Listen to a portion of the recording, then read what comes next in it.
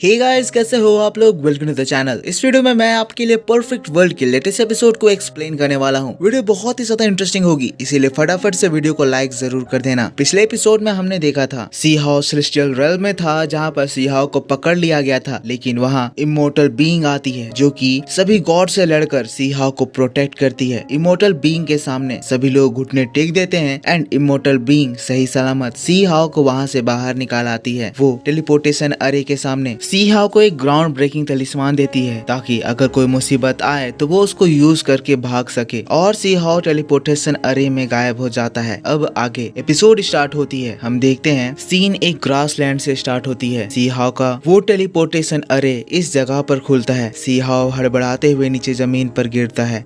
See how वहाँ से सही सलामत गया था, पर बीच में उसके साथ कुछ इंसिडेंट्स हुए।